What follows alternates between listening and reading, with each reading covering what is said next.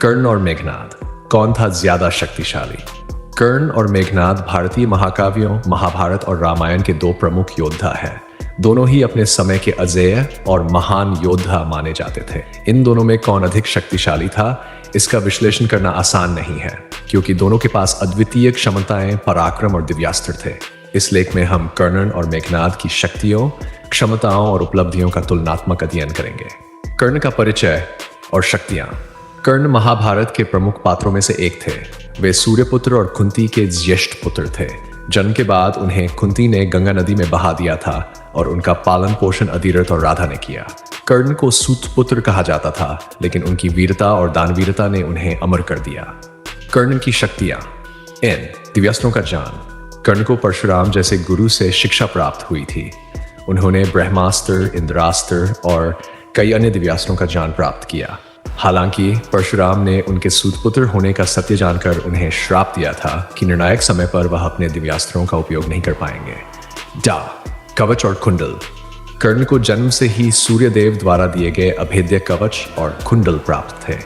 इनकी वजह से उन्हें कोई भी अस्त्र शस्त्र हानि नहीं पहुंचा सकता था, लेकिन इंद्र ने छल से उनके ये कवच और कुंडल मांग लिए, जिससे कर्ण की सुरक्षा कम हो गई। रण कौशल। कर्ण ने अपनी शक्ति, पराक्रम और कौशल से अर्जुन जैसे योद्धा को भी कई बार चुनौती दी। उन्होंने अपने जीवन काल में कई युद्ध लड़े और हर बार अपनी वीरता का परिचय दिया। शौर। दानवीर को उनकी दानवीरता के लिए जाना जाता है। उन्होंने कभी किसी याचक को खाली हाथ नहीं लौटाया। उनकी यही दानवीरता अंततः उनकी मृत्यु का कारण बनी, क्योंकि उन्होंने अपने कवच और कुंडल दान कर दिए थे। कर्ण की कमजोरियां।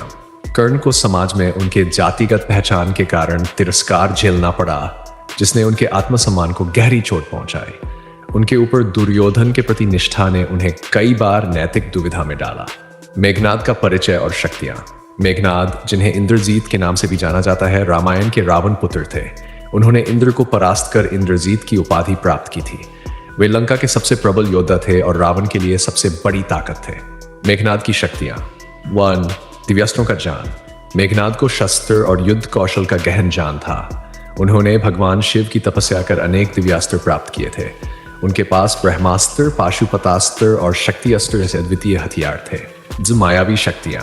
मेघनाद को मायावी युद्ध में महारत हासिल थी। वह अदृश्य होकर युद्ध कर सकते थे। उनके विरोधियों के लिए बहुत बड़ी चुनौती थी। अजेयता का वरदान। मेघनाद ने कठिन तपस्या से यह वरदान प्राप्त किया था कि जब तक कोई योद्धा रात्रि में युद्ध नहीं करेगा और अन्य भक्ति से यज्ञ को नष्ट नहीं करेगा, तब तक उन्हें कोई पराजित नहीं कर सकता। इंद्र को परास्त करना।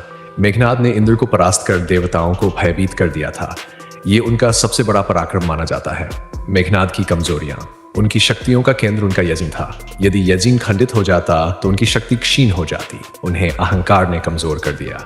उनकी विश्वासघात भरी रणनीतियां नैतिकता के विपरीत थी। तुलनात्मक विश्लेषण। कर्ण बनाम मेघनाद। रणनीति और युद्ध कौशल। कर्ण ने जीवन भर कठिनाइयों का सामना कर अपनी युद्ध कौशल को निखारा। वह सीधी लड़ाई में पारंगत थे। मेघनाद दूसरी ओर मायावी युद्ध में कुशल थे। वे अदृश्य होकर शत्रु पर हमला करते थे। दिव्यास्त्रों का ज्ञान। कर्ण और मेघनाद दोनों को दिव्यास्त्रों का गहरा ज्ञान था, लेकिन कर्ण पर परशुराम के श्राप का प्रभाव पड़ा, जबकि मेघनाद को अपने यज्ञ के आधार पर अतिरिक्त शक्ति प्राप्त थी। नैतिकता और मूल्यों में अंतर। कर्ण अपनी नैतिकता और वचनबद्धता के लिए प्रसिद्ध थे। उन्होंने दुर्योधन का साथ दिया, लेकिन कभी धोखे से किसी को नहीं मारा। मेघनाद ने अपनी मायावी शक्तियों का उपयोग धोखे से युद्ध जीतने के लिए किया, जैसे लक्ष्मण और राम पर ब्रह्मास्त्र चलाना।